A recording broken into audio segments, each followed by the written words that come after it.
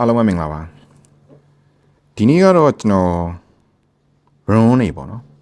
အဲ့တော့ run တွေကိုဒီဗီဒီယိုကိုကြည့်နေတဲ့မိတ်ဆွေတွေမှာသိတဲ့လူလည်းရှိကောင်းရှိနိုင်တယ်မသိတဲ့လူတွေလည်းရှိကောင်းရှိနိုင်တဲ့အတွက်ကြောင့်မလို့ကျွန်တော်အနေနဲ့အခြေခံလေးကိုနည်းနည်းရှင်းပြချင်ပါတယ် runs တွေကပုံမှန်အားဖြင့်တော့ကျွန်တော်တို့ကဒီလိုအရာဝတ္ထုလေးပေါ့နော်ကြောက်တုံးတွေပေစာတွေပေါ့နော်အဲ့ဒီပုံမှာသင်္ကေတတွေရေးဆွဲထားတဲ့စနစ်ပါအဲ့တော့များသောအားဖြင့်တော့တစ်သားဒုံးအစလေးတွေကြောက်တုံးအစလေးပေါ်မှာရှေးခေတ်မှာပုံလေးတွေရေးဆွဲပြီးတော့အဲ့ဒီကနေနမိတ်ကောက်တဲ့ပုံစံပဲဖြစ်ပါတယ်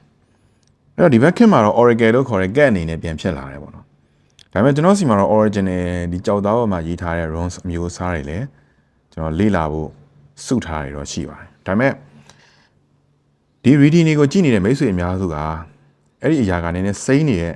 အတွက်ကြောင့်မလို့ကျွန်တော်ကတော့ Oracle ဘောကသင်္ကေတတွေနဲ့ပဲမိတ်ဆွေတို့ကို reading လုပ်ပေးသွားမှာဖြစ်ပါတယ်အဲ့တော့လောလောဆယ်ကျွန်တော်နှစ်ကတ်ကိုစထုတ်ထားတယ်မိတ်ဆွေတို့အနေနဲ့ကခတ်1လားခတ်2လားကိုစတင်ပြီးတော့ရွေးချယ်ပေးပါမိတ်ဆွေတို့ရွေးချယ်ပြီးသွားပြီဆိုရင်တော့ကျွန်တော်ပထမဆုံးခတ်1ကိုစပြီးတော့ reading လုပ်မယ်အဓိပ္ပာယ်ရှင်းပြပေးမယ်ပေါ့နော်အဲ့တော့ဒီကတ်ကိုရွေးချယ်ထားတဲ့မိတ်ဆွေတွေအနေနဲ့ကဒီကတ်အမျိုးအစားပေါ့နော်ဒီ run သင်္ကေတအမျိုးအစားကိုကြပါတယ်အဲ့တော့ကြောင့်မလို့သူ့ရဲ့အဓိပ္ပာယ်ကိုပြောရမယ်ဆိုရင်တော့ raiho လို့ခေါ်တယ်အတန်အတွက်အနေနဲ့ကတော့ raiho ဆိုပြီးတော့ထွက်တယ်ပေါ့နော်သင်္ကေတလေးကဘာနဲ့တူလဲဆိုတော့အာပုံစံလေးနဲ့ပေါ့နော်ခက်စင်စင်လေးတူပါတယ်အဲ့တော့ဒီကတ်ကအဓိပ္ပာယ်ကကျွန်တော်တို့တားတော့မှာဆိုရင် fortune ဆိုတဲ့ကတ်အမျိုးအစားပေါ့နော်အဲ့ဒီသဘောတရားနဲ့သွားပြီးတော့ဆင်ပါ the three အဲ့တော့ကြောင့်မလို့ဒီကတ်က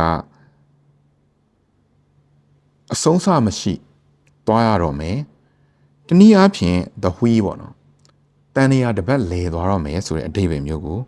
ဖော်ပြပါတယ်အဲ့တော့ဒီ runes ကအဓိပ္ပာယ်ကိုကျွန်တော်ပြောရမယ်ဆိုရင်မိတ်ဆွေတို့အနေနဲ့က material တွေနဲ့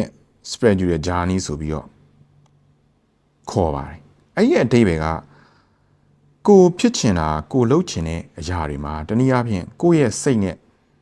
မလှုပ်တာလှုပ်နေရတယ်ကိုယ့်ရဲ့စိတ်ထဲမှာအဲ့ဒါယူတိတ်မကြိုက်တာမျိုးရှိနေရပေါ့နော်အဲ့လိုမျိုးအခြေအနေမျိုးမှာ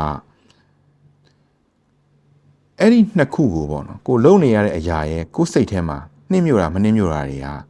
ပြန်လဲပေါင်းစည်းနိုင်တော့မယ်ဆိုပြီးတော့အတိတ်ပဲရပါတယ်ပြောရရင်ကျွန်တော်တို့ကအလုပ်တစ်ခုကိုလုပ်ပြီးဆိုရင်စိတ်ကိုနှစ်ပြီးတော့လုံးမသာလျှင်အောင်မြင်မှုရမှာဖြစ်ပါတယ်အဲ့အတွက်ကြောင့်မလို့လှုပ်ချင်သည်ဖြစ်စေမလှုပ်ချင်သည်ဖြစ်စေငါကဒါကိုစလုံးမိပြီးသွားပြီဖြစ်တဲ့အတွက်ကြောင့်မလို့အဲ့ဒီလုံးမိရဲ့အရာကလည်းကိုယ့်အတွက်အစဉ်ပြေမဲ့အလားလာကောင်းနေရှိရဆိုရင်စိတ်ကိုတွေးရဖြစ်မနေပဲနဲ့နှစ်ပြီးတော့လှုပ်ပါဆိုပြီးတော့အတိတ်ပဲရပါတယ်ဆိုလိုချင်တာကဒီ journey ကိုရဲရဲကြီးသွားပါဆိုပြီးတော့ပြောချင်တာပဲဖြစ်ပါတယ်အဲ့အတွက်ကြောင့်မလို့ဒီ run ရဲ့အတိတ်ပဲအနေနဲ့ကတော့ကိုလှုပ်ရတော့မယ်ကိုသွားရတော့မယ်အရာတစ်ခုကိုရဲရဲကြီးသွားပါရဲရဲကြီးရှေ့ဆက်ပါစိတ်နဲ့ကိုယ်နဲ့ကိုနှစ်ထားပါဆိုပြီးတော့အတိတ်ပဲရပါတယ်နောက်တစ်ခါဒီခက်တူးကိုရွေးချယ်ထားတဲ့မိတ်ဆွေတွေကိုကျွန်တော် reading တစ်ခုထပ်ပြီးတော့လုပ်ရမယ်ဆိုရင် back up ဒီသင်္ကေတပေါ့ B ပုံစံလေးပေါ့ဒီသင်္ကေတကိုကျွန်တော်ဒီကတ်ကိုရွေးချယ်ထားတဲ့မိတ်ဆွေတွေအတွက်ကို reading လုပ်ပေးပါမှာဖြစ်ပါတယ်အဲ့တော့ back up အနေနဲ့ကတော့ the beginning လို့ခေါ်တယ်အရာရာကပြန်လဲစတင်လာပြီဆိုပြီးတော့အတိတ်ပဲရတယ်အဲ့တော့ဒီနေရာမှာမိတ်ဆွေတို့အနေနဲ့ကအိမ်တော်ရင်းနဲ့ပတ်သက်လို့သားသမီးရဏထွန်းကားတာမျိုးပေါ့နော်အိမ်တော်ရင်းနဲ့ပတ်သက်လို့အိမ်တော်ကြတာမျိုးအခြေအနေမျိုးကိုရှိလာနိုင်တယ်ဆိုပြီးတော့အတိတ်ပဲရပါတယ်ဒီ runes ကဘာကိုနောက်ထပ်ကိုစားပြုလဲဆိုရင် runes အားလုံးရဲ့ mother လို့ခေါ်တဲ့အမေးဆိုပြီးတော့လည်းအတိတ်ပဲရတဲ့အတွက်ကြောင့်မလို့ဒီ runes တွေအားလုံးရဲ့မွေးဖွားသူအနေနဲ့ထိန်းချုပ်တဲ့ run မျိုးစားဖြစ်တဲ့အတွက်ကြောင့်မလို့သူ့အနေနဲ့က creation ရှိရဆိုတော့အဲ့တော့ဒီ run ကိုရွေးချယ်ထားတဲ့မိတ်ဆွေတွေအနေနဲ့ကတော့သားသမီးတွေနဲ့ထွန်းကားတာမျိုးတွေအိမ်တော်ရသားကြတာမျိုးတွေစတင်ပြီးတော့ကြုံတွေ့လာရမယ်ဥပမာ single life ကနေဆောနာပြောတဲ့ married life ကိုသွားဖို့အတွက်အစအနေနဲ့ဖြစ်နိုင်တယ်ဆိုပြီးတော့